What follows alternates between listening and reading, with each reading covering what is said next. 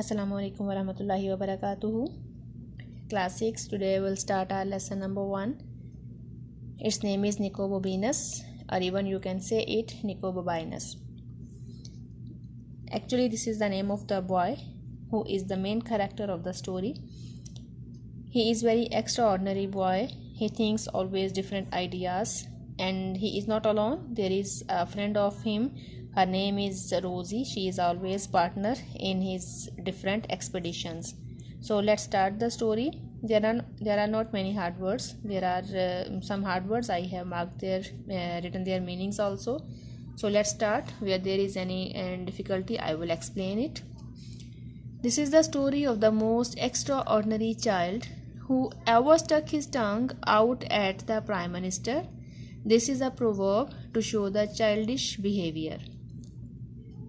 His name was Nicobobinus. He lived a long time ago in a city called Venus, and he could do anything.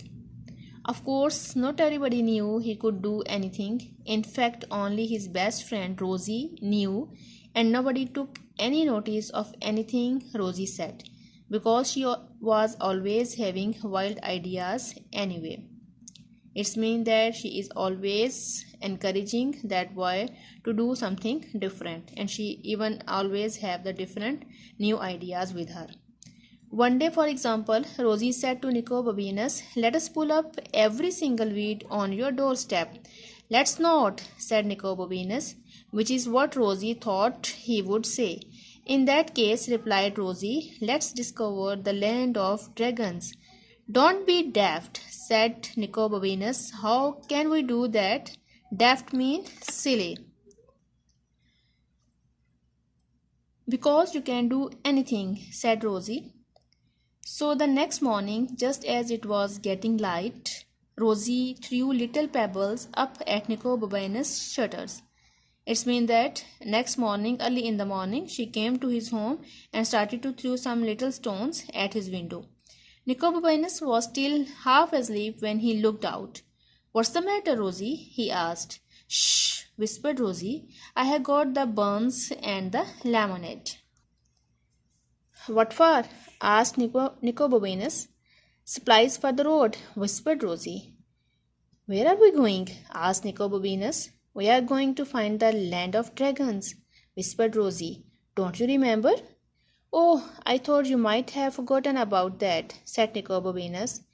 "No fear," said Rosie. "It's one of the best ideas I have ever had." "What about the weeding?" said Nicobobinus. "Come on," said Rosie. So they set off through the early morning town. When they got to the end of the narrow street where they lived, they met a night watchman who said, "Where are you two going at this hour?" "We are going to look for the land of dragons," said Nicobobinus. "You can't do that at this time of the morning," said night watchman. But before he could grab them, Rosie and Nicobobinus were sprinting away as fast as they could. So in all these lines, we are told that Rosie came to him, asked him to go out to find out the dragon's land, and he asked him what about the idea of pulling out the weeds, but she said no, the other idea is better to do. So they two ran out of their house, and when the night watchman asked them and forbade them to do this one, they ran away. And next we see what they are doing. And they didn't stop running until they had crossed 3 bridges and tripped over a dog that was laying asleep under a garden wall. Rosie's bottle of lemonade smashed against the wall, and the dog leaped to its feet, barking as if it had thought dog's doomsday had arrived.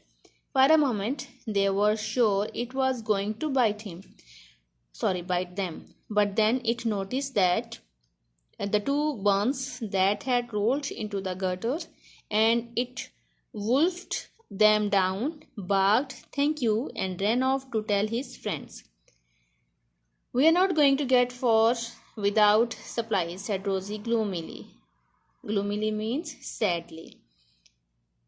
Their supplies, they were lost their supplies when they had an accident with the dog, so now they are sad what to do for the food and the water. I wonder if I could pick a few of those, said Nicobabanus, gazing up at the apple tree on the other side of the garden wall. Of course you can, said Rosie. Stand on my shoulders.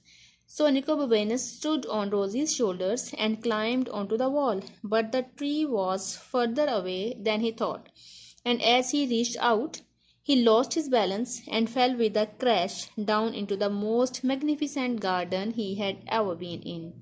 It means that he just climbed up on the wall and he tried to pull out the apples, but he lost his balance and he fell into the garden. It was very wonderful garden. He saw it. Nicobabanus looked back up at the high wall, but there was no way he could climb back. What am I going to do? He yelled. You shall think of something, Rosie yelled back, crossing her fingers very hard. Crossing the fingers very hard shows the stress of Rosie at that moment. She was quite worried. Oi, said a voice behind Nicobabanus. Nicobabanus didn't stop to look who it was. He ran straight into a tree.